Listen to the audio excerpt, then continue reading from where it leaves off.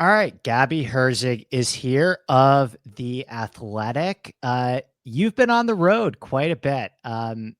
First of all, welcome back to the podcast. You remain my dad's favorite guest. Oh, wow. Um, Such yeah, an honor. Oh my yeah, God. yeah. He texts. I rarely get text from him about podcasts I do, even though he listens to every single one. And he was strongly requesting your return back after our great Valhalla pod. But I like to have you on um, when I feel like there's a tournament that I have a lot of questions about what it was like being there. And I'm super, super curious about your experience at Pebble Beach this past week. So first of all, thanks for joining me. And what was it like being out there at Pebble in some testy weather conditions? Andy, thank you as always for having me. I'm so pleased to hear that about your dad. Wow, I'm flattered.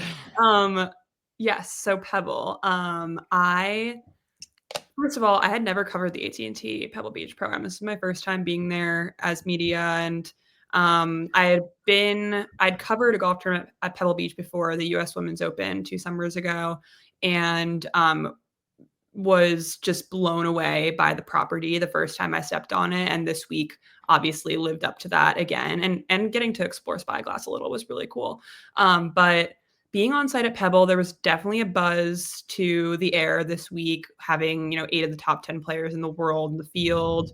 Kind of the first time we've seen some of these guys go head to head with Scotty's injury and Rory's first PGA Tour event of the season. So I felt like there was a lot of anticipation. It definitely lived up to the hype in that sense. But players were in a really good mood this week, I thought. The weather was stunning the first few days. There was obviously the one horrific day on Saturday with like misty rain and 40 mile per hour winds. But other than that, it was a really pleasant tournament, I would say. Did it feel like the addition, because this is the first time we got Rory and Scotty back in the field. Did it feel like a lot of that can be attributed to the return of Rory and Scotty? Because I feel like we continue to ask the question on Twitter, what is going to fix the PGA Tour, right? What's going to fix the ratings? And I think a lot of those problems often get worked out when you go back to the very simple formula of best players on best venues. Yeah, that's exactly what I was going to say. I think it's a combination of how strong the field was and just it being at Pebble Beach. I feel like the there is that anticipation and excitement around the course itself and how it's going to play. I'm just, walking around there. The greens are so tiny. It's Yeah. ridiculous. I don't know, how many times have you been there, Andy, or have you I've visited? played I played Pebble twice, Oh, but that's not in a amazing. couple of I've never years. played. I never well, we'll get to your Thursday, but I never play well there, to be honest with you, Okay. because first of all, I get so overwhelmed with the beauty of the golf course. It can be Um, distracting. and I never putt well on POA either. I Mm, it's just I struggle with it the same way that you see PGA Tour players yeah. struggle with it. But I thought the golf course presented itself very well this weekend. Saturday was kind of crazy. What was Saturday like? Was it as bad as it looked on television? Yeah, it was terrible. I was wearing, like, 2 pairs of pants and a bunch of rain gear, and, like, I think I had, like, a hat and a beanie on top of it. It was, like, that kind of Scotland-y weather, but I don't know how Rory shot that round and some of the other guys who were up there on the top of the leaderboard on Saturday. It was so impressive. The wind was just, like, s swirling, and when you get to that corner on 6, 7, 8, Yeah. 9, like, I you have to switch it up so quickly and going in the opposite wind direction, and Rory especially was hitting those, like, really controlled flighted shots and controlling his distance so beautifully, that, like, I was just so deeply impressed, and also just the level of exhaustion that you have after a day like that and going into a Yeah. Sunday and coming out again and being so sharp, like, being at these tournaments really reminds you like how hard it is to be a professional golfer and to do this at such a high level because like I'm walking around and like watching golf and I'm dead after a Exhausted. day like that. And Yeah. then they go out and do it again and play that level of golf. It's amazing. Did Rory's performance change your opinion on him about any of his major chances in 2025? I haven't even checked in with you in a while about this. Like, where are you at on Rory these days? I think like the biggest, Yeah. you're either in the camp of you're always a believer like myself, or you've kind of just, you know, there's 10 years of evidence now that he's not going to be able to get it done. Where do you stand on Rory these days and his future chances at the upcoming majors? Yeah, I've said this a couple times and I'm sticking with it. I I just feel like he has like some kind of mental block when it comes Yeah. to like performing at that on those like highest pressure stages. I said it like the night before the final round of the US Open that I didn't think he was going to be able to get it done um because of like putting specifically. And then a few weeks ago, I was asked like about if he's going to win a major this year, and I just feel like as these years go on, and the 10-year drought is now an 11-year drought, and every year that he keeps going on without getting it done, it gets harder and harder. I have no problem saying that he's playing like some of the best golf and most controlled golf maybe of Yeah. his career right now, but I actually don't necessarily think that that like changes anything for me from a major standpoint, because I personally think that like those weeks are really all about the mental tests, and I've yet to see the evidence from Rory that he's like gotten over the humps there. This week was really interesting because he did speak a lot about changing his strategy specifically from a decision making Yeah. standpoint. There were some awesome quotes in his post round press conference about how he's channeling Scotty and trying to play more conservatively and pick the safer targets and not hit driver everywhere like he would, 5, 10 Yeah. years ago. And so he's definitely making like a concerted effort to prove to himself that he can do that and like rein in his impulses, which is what he said, which I thought was Yeah. a really interesting way of putting it. So I thought it was cool that he was actually able to execute that at Pebble. But then again, like he, even on Saturday night, I think I asked him like what the emotions are coming down the stretch, rising up a leaderboard on a Saturday. It's his first PGA Tour event of the season. And he basically said something along the lines of, after 18 years, it feels like, these rounds like feel like they blend in with all the others and it can feel a little dulled down. And I don't think he feels that way when he's at a major championship. So that was a difference that I feel like I would want to point out when people are looking at this round and tournament from Rory and being like, oh my God, he's a changed golfer. Yeah. So, Yeah. I also think that the strategy, I think everyone's going to talk about him cutting the corner on 14 and having 7 iron in, yeah, and just I wasn't born completely, with that strategy. yeah, just completely overpowering that par five. But I do think that's a bit of a red herring in terms of what Exactly. was impressive about how he navigated Pebble Beach. It's not a very driver heavy golf course. He took a lot. I mean, he did not hit driver on a lot of golf holes, and you could Mhm. see him pick his way around that golf course. Um, that is a golf course generally that isn't going to be the most conducive to his greatest skill set, which is powerful driving. So, in that, when you frame it that way, I am encouraged, particularly about like, okay, maybe that's gonna be beneficial down the stretch at, at a place like Royal Portrush later in Mhm. the year. At the Mhm. same time, Quail Hollow is like, and Oakmont for that matter, that those are actually the places where I want Rory hitting driver everywhere and Everywhere, and yeah. just like bludgeoning those golf courses to death. So I Mhm. don't think it changes too much about how I feel about Rory in the upcoming majors, but a very impressive win nevertheless. What about Scotty? Did you catch much of Scotty this week? Did you get to see him at all in practice rounds or talk to Yeah. him or observe him in competition? Yeah, I mean, I thought he looked just like Scotty Scheffler. Yeah. I was really concerned, honestly, about the hand, and I was thinking early on in the season, like, is this gonna be the end of the Scotty reign? Honestly, because so many people talk about, like, his hand specifically being so important to his golf swing. Like, I remember talking to Randy Smith, his coach, and Randy just this is the line that he repeats over and over again, but that Scotty has the best pair of hands he's ever seen. So I Yeah. was really, like, worried about how this would impact him, but it feels like he's just gotten right back to where he left off. The fact that I think he what did he finish? Ninth. Not yeah, T9. I Led the think field in approach play. yeah, as well. led the field in approach play. I think I saw something that he was like 60 for 60 on like mate inside 8 feet or something like that. Really promising, especially with the putter being a point of concern last season. So what I saw from Scotty is he looked like, mid-season form Scotty last year when I saw him in person. The swing always looks so controlled. He really focuses on the fundamentals always. You see him like practicing his grip like this before every shot. He just sticks to his routines, and that's why he's so good. Yeah, I gotta say, I know he didn't win the golf tournament, but I think he looked exactly the same. Yeah. And the other thing that I was gonna ask you, because this goes a little bit more into one of the things I'm curious about, like the current state of covering golf tournaments. Mhm. Because so in my line of work, everybody is super hyper focused on like who's playing well in the practice rounds, who's injured, who isn't injured, because then they can generally use that information to make bets. And like, so you have a situation this year with Ludwig where he's coming back from obviously having the flu at Mhm. Torrey Pines.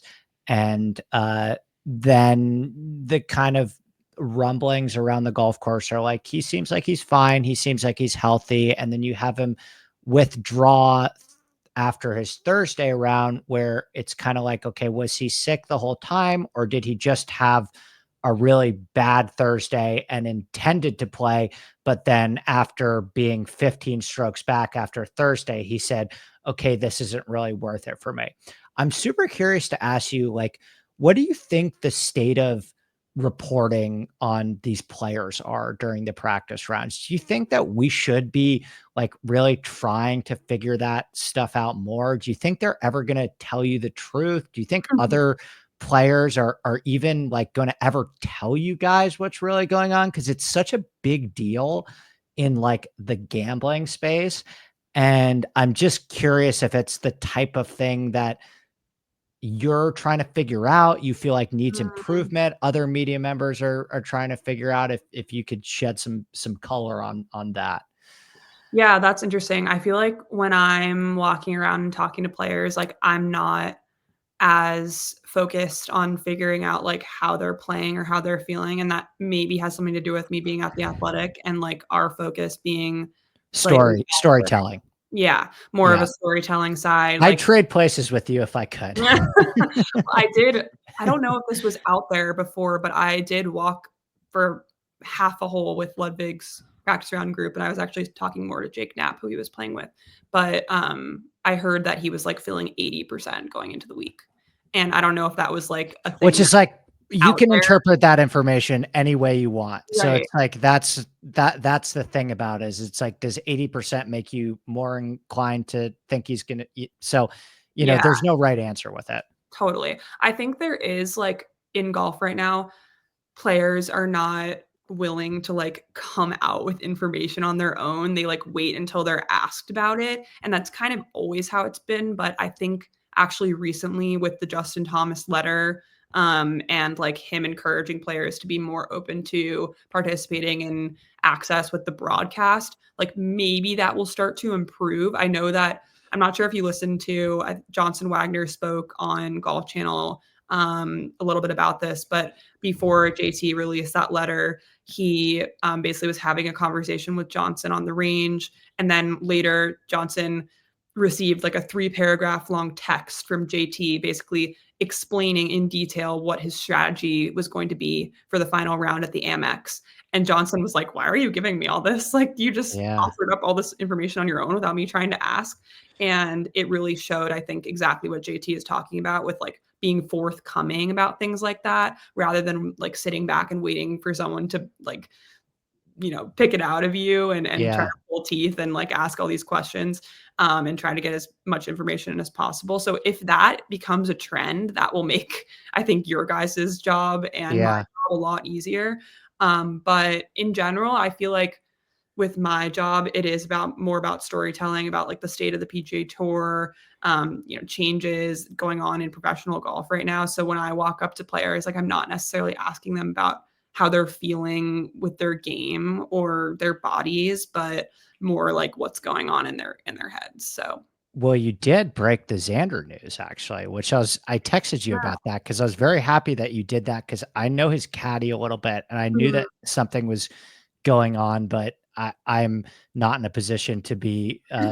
I just don't want to ruin any of those relationships, Right. so That makes sense. I'm never the one that's saying any of that stuff publicly. Yes. But that was one of those things where it's like, okay, we all know that something's going on with Xander, and there's no public information on this. And it's Yeah, like usually in the NFL or in the NBA, you get a Schefter tweet. And I know. not only do you get like a this player is projected to be out for 4 to 6 weeks, you get like a full analysis by doctors that are weighing in about his timetable for his return and comparing his injury to other historical injuries and how player Totally. and golf just has none of that, and I don't know if it really matters for people outside of my line of work, That's but true. I was glad that you like put that out there about Xander because it's like the second best player in the world is hurt and there's And, like, no zero one knows information. anything. Yeah, no one Yeah, knows what's going yeah. on. I think someone had said I think Todd Lewis actually from Golf Channel had reported that it was a rib injury, but I was like, "Why aren't there more specifics about Yeah, this tell me out more. there?" Yeah, so I actually first texted, Stefan Schauffele. I've gotten to know him a little bit now because of that Xander feature that I did. He's such a character. And he said I asked, like, "What's going on with Xander? Is there a specific reason for him withdrawing from Amex?" And I thought this was so funny. He said, "Aloha, Gabby. The withdrawal is caused by a minor temporary issue." And I was like, "What could that mean?" Thanks, dude. So I just, like, let it be for a little bit, and then obviously circled back with him and his agent, and then they gave me, like, the full breakdown of what was going on, and, it looks like he's eyeing a mid-February return. I'm not sure if I mentioned that, in the tweet, but I didn't because it was so vague, so I think we'll see what happens with Xander in the coming weeks, but yeah, it's like I think it's a matter of honestly evaluating the interest involved. Like, I Yeah.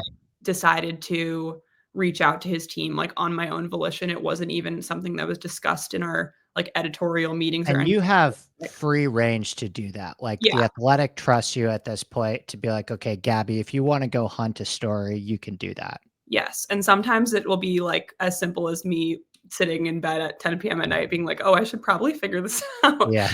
And that's kind of what happened with this. And it turned out to be, like, adding more detail to what was already out there, which I always like to do, but we didn't even write a story about that. It was just me Yeah. tweeting it out, and I think that all comes down to, like, how we've evaluated our coverage at The Athletic and, like, what our readers specifically are looking for. I can't speak for other outlets, but I think that, like, the picking and choosing of what stories to really, like, expend energy on and Yeah. what resources to use when is a really big thing for a lot of journalists is, like, what kind of asks do I want from this player or this team, um, in the future? And, like, do I wanna, like, use that connection now Yeah. as opposed to, like, if he wins another major and, like, you wanna get a one-on-one interview with him. Like, you have to balance it out, if that makes sense. I know it does. I think this is why my dad really liked our first conversation because I asked you the journalism questions and he's a journalist too. That's good. I was actually wondering, like when you go to Pebble Beach for the week, Mhm. does the Athletic essentially have a story for you already prepared that they want you to investigate? Or is it kind of on you to walk around the golf course for a little bit, poke your head around, and come to them and say, "This is the most interesting thing that I need to write about this week"? It's definitely a combination of the 2, I would say. Yeah. For Pebble Week, like, specifically, I wanted to go in with ideas that I was ready to pursue. So, for example, I wrote that, piece on Jordan Spieth's return, and I was working on getting in touch with Cameron McCormick for, like, several weeks before the tournament even started. So then I was able to, like, meet up with him at the course and speak with him, and watch Jordan warm up for a little bit, and, like, there was due diligence that I was anticipating doing on site, I guess, because I, like, came to my editor and said, "I think a speed story would be really interesting this week," because it's, like, his first event back, the wrist injury, all the question Yeah. marks. And Cameron doesn't speak publicly about his work with Jordan that often. So like, Yeah. I was happy to be able to get that time with him. And then we knew that slow play was going to be like the hot topic of the week Yeah. because of what happened at Tory and Dottie Pepper saying what she said on the broadcast and the reaction to that on social media. So immediately after that Sunday, we were messaging in my group chat on Slack with my, my team at The Athletic. Like we'd love, or my editor basically said, I'd love to see like a Yeah. column type, like reported story from you guys on slow play. And it was like just natural because I was going to the tour event that week that I would do that. So when I was patrolling the range and walking around practice rounds at Pebble, that was like one of the main things that I was asking guys about. And it turned out to be perfect because then the tour gathered a group of 12 of us media members in a private invite only room and spoke for an hour on what they're doing to fix Did the you know course. that was coming? Like, was that on the No, agenda for the week, or they kind of no. just messaged So you at Pebble? yeah, so they I got a heads up from like a PJ Tour communications person about I think like the Monday or Tuesday of the event Monday that invitation was going to be coming. So I knew that I was already working on the slow play story and it was perfect because I could just wait a day and Yeah. see what they were going to say to us and if it was going to be on that subject line. And it turned out to be perfect. And some really interesting stuff came out of that I meeting. was gonna say, with what you're comfortable sharing, do Yeah. you feel like they have a good game plan on this? Do you feel like, step one, let's acknowledge the issue? Mhm. I think for a while they were hiding the issue. I think they were protecting slower players for a while. I read this in the golf.com piece today. Yes. And I'm sure they touched on this during the Yeah. meeting. They had data on average shot time for a decade, and they didn't put that out as public information. Like, they were keeping data on average shot time for a decade. Um, that was wild to me. Like, Yeah. I'm not I understood why they kept that under wraps if, again, they're trying to protect their players against any form of public scrutiny. But that felt to me like, okay, if you have all this understanding already of who the problems are, because I do think it is a case by case basis, and there are often situations on the PGA Tour that are that are unavoidable, and players that are not necessarily slow can Mhm. get blamed for situations that are outside of their Right. control.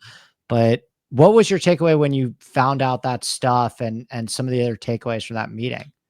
Yeah, that was a huge one, average shot time, Yeah, and it's like the there new buzzword, yeah, right? AST. They even had like a an Abbreviation for abbreviation it. for it, which I was like, "Of course you guys have an abbreviation for this already." But, yeah, another thing they're not releasing, which I briefly touched upon, I think, in my story, was like the relationship between slow play and performance. They also have stats around that, which I think would be really interesting for fans to see. Yeah, So it's like, seriously. is your process worth it? Basically. Yeah, no, Um, literally. really cool stuff. And I understand why they don't release these things because, like, obviously you see the type of heat that a player like Tom Kim is getting for his routine and like them showing it on the broadcast. But there are plenty of other players that do that and they just don't get shown.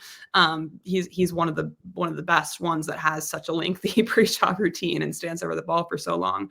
But some other really interesting things to come out of that meeting were, yes, the conversation around do we want to have more transparency over our slow play policy and which players are more susceptible to it and others, that including potentially disclosing what fines players are getting.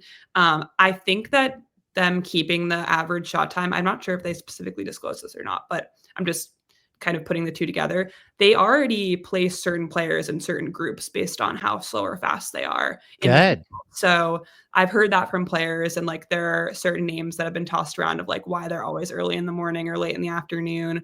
Um, and like that happens. So I think that's what the average shot time stat is probably used for, like within the PGA Tour. And it also is used for the PGA Tour meeting with specific players about like their what they can do better out there. Like Justin Thomas, for example, when I spoke to him about slow play last week for my story, he mentioned that he has actually specifically gone to the PGA Tour to ask them where he can improve and which parts of his game he's slower, which ones where he's faster, and how to like make things more compact in his routine, which I thought was really cool that he actually went and did that. But in general, the distance measuring device idea is really interesting. They've been experimenting with it on the Corn Ferry Tour. Apparently, I know players have already come out and said that they don't think it's going to make it faster. I was going to say, can I give a hot take? I Go for wonder it. if it makes it slower. That's what people are saying. Yeah. I Okay, will because say my only case for that is like when I hit a really bad drive, but then I have the ability to like walk around laser. a couple of trees and Yeah. laser it. Um, I don't know. I can't say definitively, but I think it's a fair concern. Yeah, I think it is too. I will say I caddied in an LPGA Monday qualifier where they could use rangefinders, and I thought it sped things up, like personally. Good. Good. Like there was very little like walking things off and like studying the yardage book. It was just like shoot and go. So maybe I was playing with a faster group, but I thought the LPGA definitely has experimented with that, and it's worked for them. So what else that I can report from the meeting? I mean, they're definitely like the fact that they even called that meeting, I thought was promising. Progress. Gary Young was in the room, Tyler Dennis was there, Andy White's all like very top. Yeah, those guys are the C-suite there. Yeah, exactly. And like all very much like right hand guys to Jay Monahan. And the fact that it was like all on the record for us, we had free reign to ask whatever we wanted after like a pretty brief intro was cool. And it's a preview. A lot of the stuff that was said in that meeting was a preview to what they're going to release in about a month or so. I'm guessing before the players, which is like the fan forward data that they've been collecting. So the PGA Tour, if people don't know what this is, have been surveying fans across the country. They said they have 50,000 respondents, I believe. And they've been doing focus groups and all sorts of like testing around what fans want to see from a broadcast perspective in the game and at large. And slow play is one of the biggest things they're asking for a solution. And the second thing that fans are apparently asking for is improvements to the broadcast, which I think we're already seeing. I think CBS did a great job this weekend. Even though I didn't watch a ton of the coverage, when I was watching, I felt like I wasn't going back to my phone immediately for commercial breaks as much. And the graphics were really cool. Those drone shots of like the hole and then like the Rory line going over the corner. I thought that was really unique. I spoke to the CBS team actually last week. They had a Zoom call for media with Trevor Immelman, Jim Nance, and Sellers Shy, and they spoke about a lot of those improvements. It was right after the Justin Thomas letter had broken, actually. So they were obviously like, we've been asking for this for a really long time because we want to enhance the broadcast, and player accessibility is a huge part of that. You know, I do have to say that I've noticed that it seems like this at least the broadcast team on CBS seems more in touch with the fan than they have in the past. And it seems like you mentioned what Dottie said at Torrey Pines.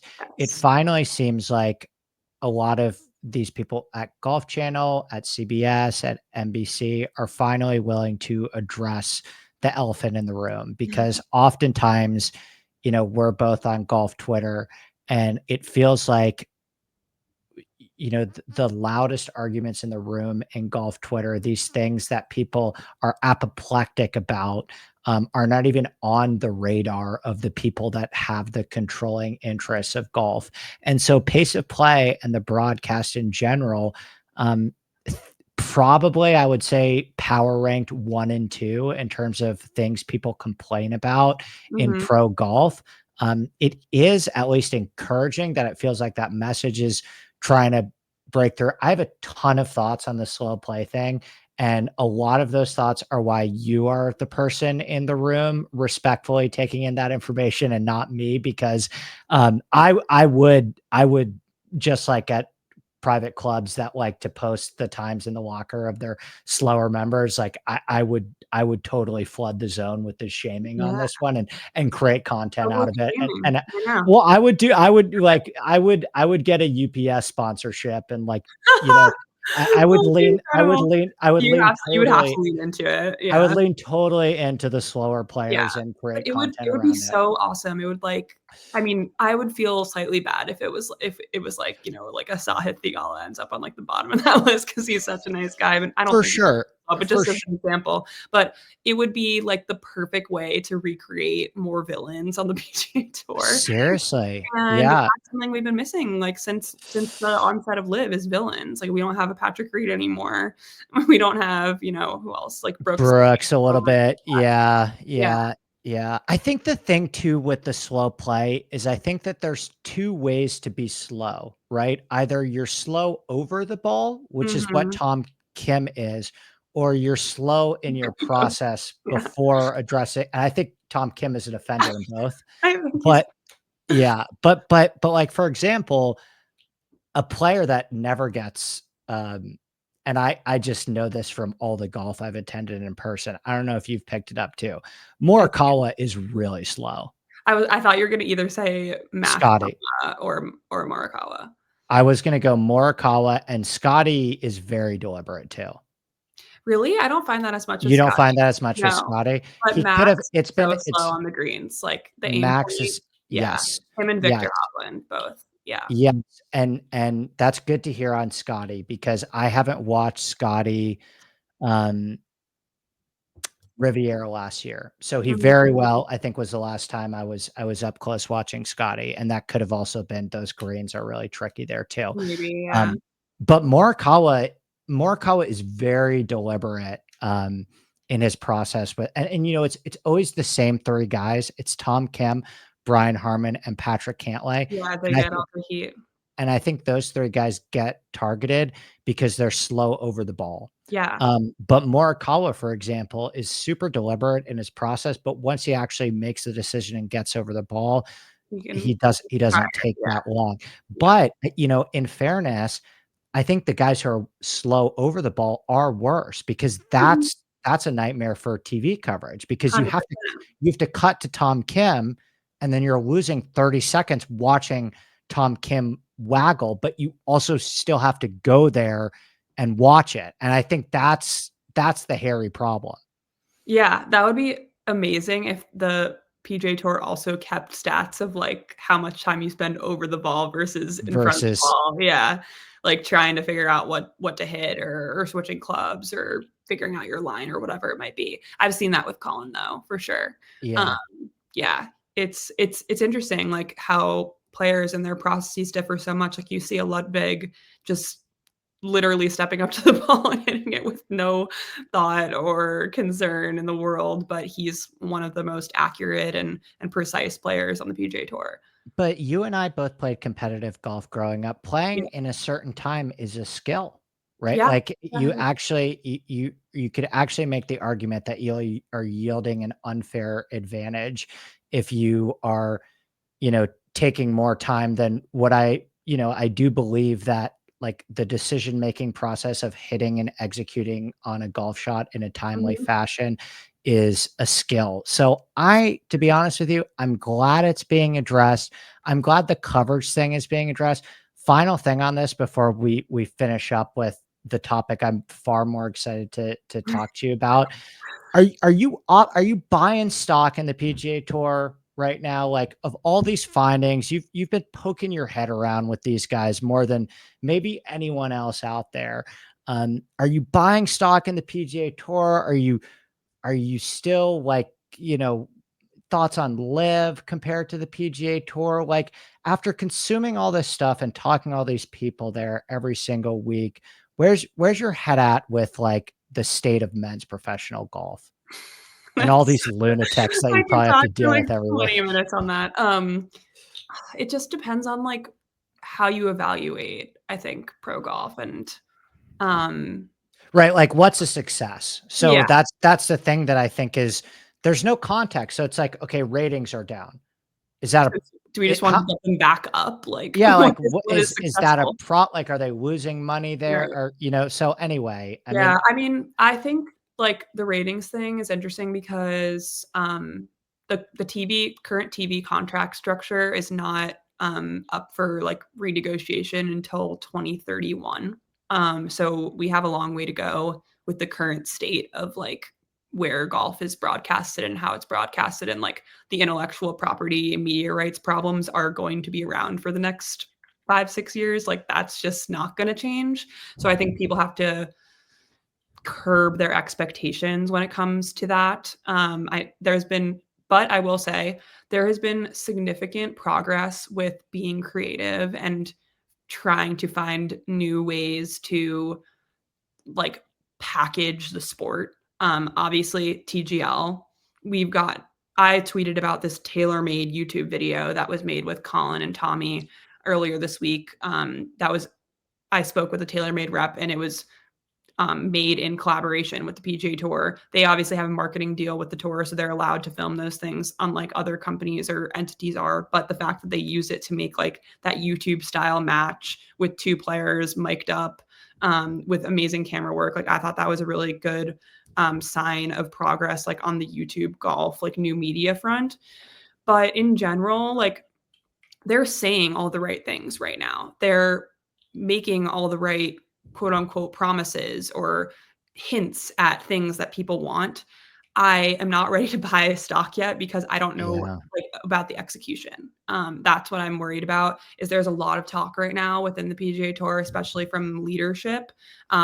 You hear them talking about how everything is on the table. Like that's I this know. quote that's been repeated and like thrown in our face almost without actually like the material change to back it up yet. So I'm waiting. I'm hopeful, but I'm a little hesitant to say I'm fully backing what they're doing right now because it's a lot of like we're going to do this, we're going to do that, and Yeah. I just need to see the results. Final question on this. Do you think that is strategic sports group influence, or do you think it is them finally just, enough Twitter noise and focus groups finally getting through to them about these issues? Or do you, because the strategic sports group investment happened, and we're talking about some of the most powerful and successful titans of industry in America that many of them are owners of sports teams and have a lot of experience and influence in navigating things changing and happening in other sports leagues. Do you feel like they're doing stuff, or is this kind of just, you know, the fans are more finally breaking through to them? Or do you feel like the strategic sports guys are like in there implementing? Because there's been not much reporting on that either. It's like, okay, these guys invested $3 billion. What's the game plan from them? None of them are talking. Stay tuned on Yeah. that. Good. Um, Okay. but Sweet. we're working on it, and I would say that definitely the SSG has a huge factor in this, in addition to just more voices being there Good. at the table at the PGA Tour. Obviously, like there's still work being done to get the PIF deal done, and I think the addition of the SSG investment and like the players having this new ownership stake has been like a huge sign of like if the PIF deal goes through, it's like this is what the PIF is getting. You know what I mean? Like there's an enhanced product here that they're working towards, and it's all happening for a reason. So I would say that like you heard Rory had a quote this week about how the PGA Tour could take a page out of the NFL's book with the scarcity model and only having like a certain number of games, and that the anticipation really building towards like NFL games and the NFL playoff season, the Super Bowl, obviously, like there's a structure there that clearly like the PGA Tour is kind of like taking baby steps to get to, with the signature event model and like the top players being together at these like key weeks on tour, the idea of like a potential global tour with that same type of model. Like all those ideas I think are very much being influenced from voices within other sports. Good to know. Well, that's actually awesome because like if you're already doing um reporting on the questions that I am having about these things, then I would say that's a positive sign Yeah, for both of us. I would think so. Let's get to the good stuff. You played a little golf course on Thursday by the name of Cypress Point. With what you're comfortable sharing, we've been texting a bunch about this, but walk me through that experience. My best friend in the world played it on the exact same day as you, and Yeah. I actually sent you his thoughts on Cypress because I wanted to have you compare and contrast because you guys both played it on the same day. So I thought you'd appreciate hearing what he had to say, and we'll include that in the newsletter as well. But we are wall to wall coverage on Cypress Point this week at Inside Sports Network. So what was that like? Yeah, it was, I mean, it's the best golf course I've ever played, hands down. Number one, like no questions, because No, and you're there's well traveled. yeah, I'm well traveled. I've played a lot of major championship venues. I played in Scotland. Like nothing compares to how cool this golf course was and the actual design of every single hole on the course. Like from the moment you step onto that first tee and have to like hit over this hedge and the road, and just the entire vibe of the place too, I thought was so unique. I did not expect it to be so like, well, it's perfectly manicured everywhere. It's obviously Yeah. Cypress Point. It's like the most beautiful place on the planet, but it's also very like quaint and relaxed and feels like homey almost, which I thought was Yeah. awesome. Like you park your car and like you take your bag to the first tee and then you meet your caddy and it's like no frills. It's just you walk up and play some golf, which I thought was awesome. And yeah, just I mean, I read your friend's description of the round. It was honestly like I know you think that it's hyperbole, but it's not. And Like he's like, isn't he everyone like the needs to go best read this. wordsmith you've ever seen? Yeah. Like we're posting it in our newsletter tomorrow, but he's like, he's calling reference to like Lucio Pavarotti hitting a Oh high. yeah. We'll have it in the newsletter tomorrow, but I knew you'd No, appreciate 10 that out too. of 10, no notes for that write up. I I will say like my emotions were running high. Like I get nervous for these types of rounds. I remember like Me playing. too, by the way. That's Yeah, so normal. Like I yeah, never play yeah. well at Bandon Dunes. I don't I I kind of stunk in Ireland. Like sometimes you just get overwhelmed. You get overwhelmed by the beauty of the place. Yes. And it's so hard to focus. Like, should I be taking pictures? Should I be like trying to execute golf shots? I get that a lot. Yeah, I didn't even know that you could pull out your phone until like the sixth hole. So all my all my photos are of like the dunes and the water. They're good pictures, though. You got good pictures. Yeah, I got great pictures. But the wood like the wooded part of the golf course, like the parkland holes are so amazing. And I think I mentioned to you as well that I had an amazing caddy experience. I had this caddy, his name was Paul. Paul, if you're watching this, love you. Shout out, Paul. He had been, I think it was his 31st year at Cypress Point, and he gave me like the full golf course architecture analysis experience by basically over every single shot, describing to me in detail of what Alistair McKenzie wanted me to think, wanted me to feel, you know, pointing out that this bunker is a visual reference for you. This bunker is like a hidden, you know, trap that you can balls will feed off the green and you'll find yourself in there if you do X, Y, and Z. Like this pin placement is new. There are 6 or 7 tiered greens. This is the 4th one you're going to see today. He like took me up to certain hills on the golf course so I could look at the next few holes and see like where I'm going to place my tee shot and the whole thing. And I was overstimulated a little bit, but Yeah. also just like trying to soak it all in. So I feel like I struggled a lot on the front 9 and I definitely got stuck in the sand dunes and like made 3 double bogeys and was getting like a little frustrated, but also trying to like enjoy the experience as much as I could. And I definitely settled in a little bit You towards. rebounded on the back. I rebounded on the back. I made 2 birdies. I actually almost holed out for eagle on the 13th hole, which is like the one that you can see the water and it's like the beautiful bunkering around the green. And one of them looks like Is a that the short, kind of drivable-ish par It's 4? like, yeah, I think it was like 320 something for Yeah. my tees. I played the white tees, which are like 62 or 6,300 yards, which in hindsight is like a little bit long for me. But I like being able to see the entire Yeah. golf course like off the tee. I think that's one of the coolest parts about playing some of these courses is like having that full visual experience.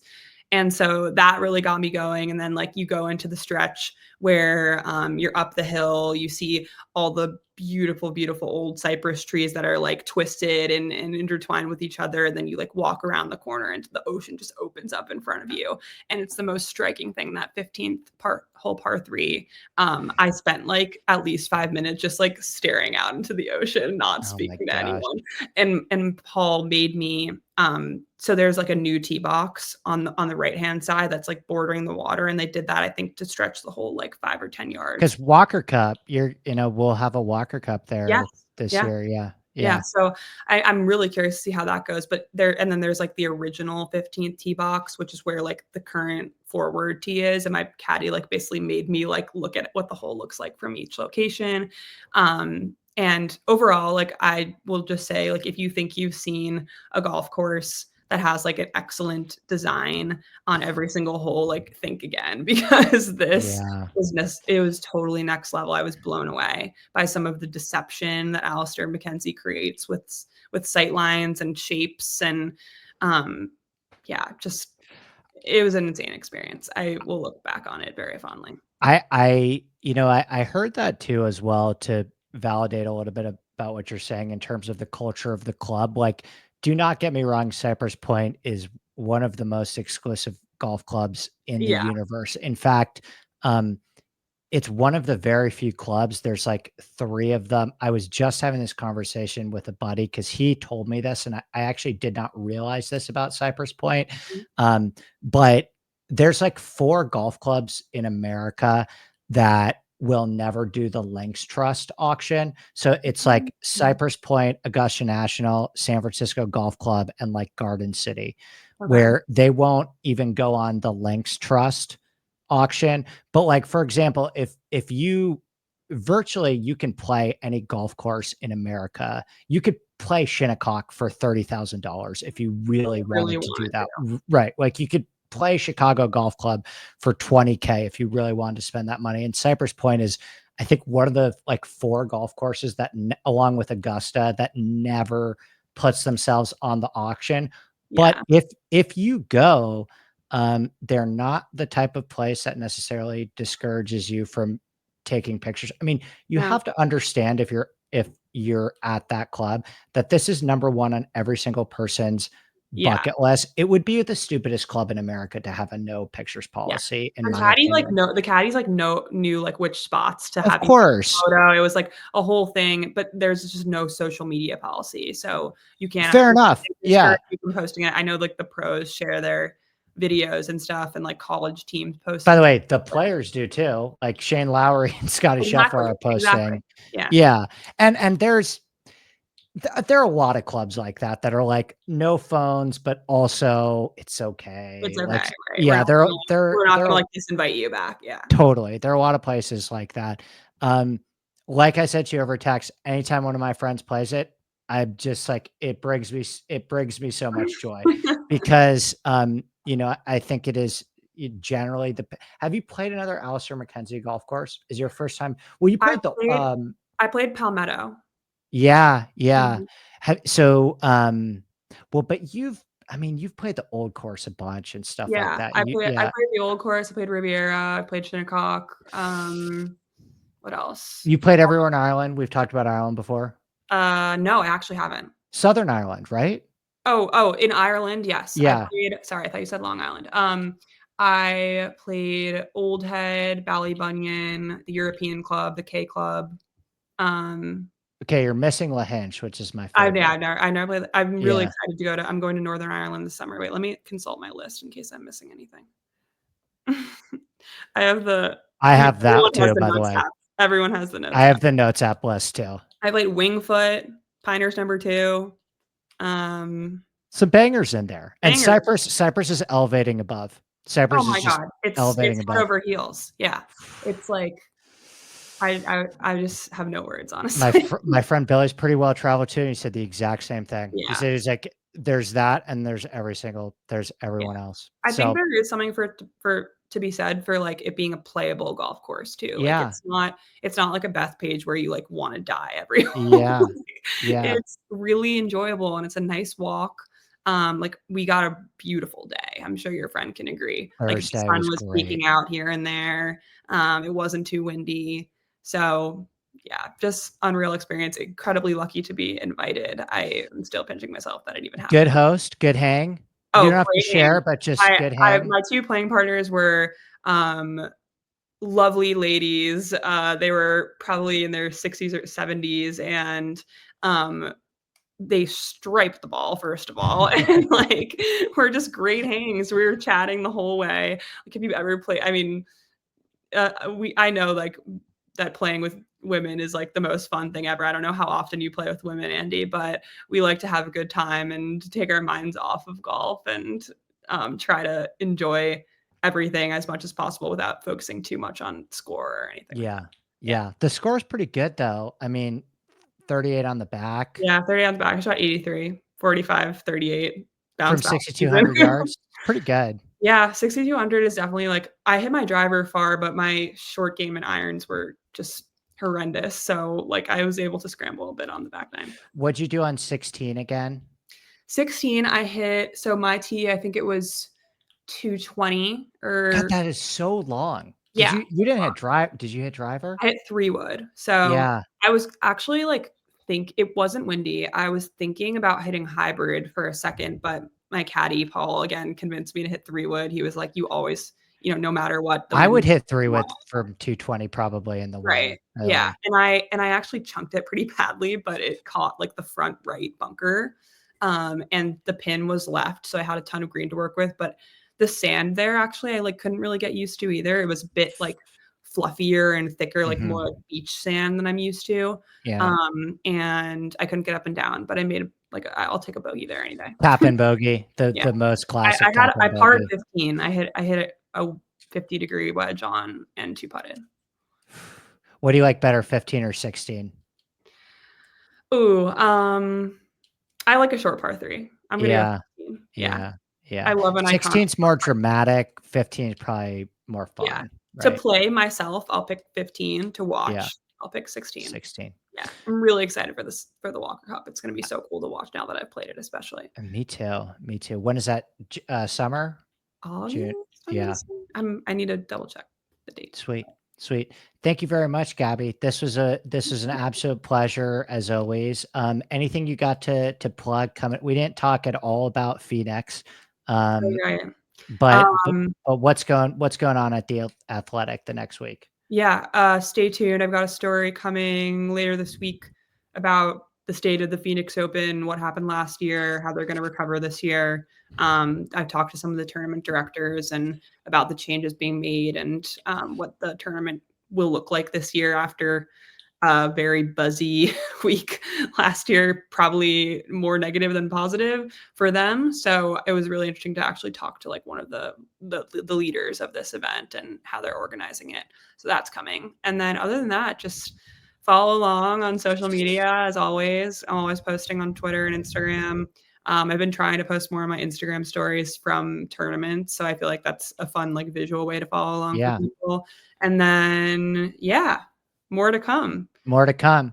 More Yep. to come. Gabby, this is an absolute pleasure. We'll do it again soon, and enjoy Phoenix this week. Thank you so much, Andy. It was a pleasure.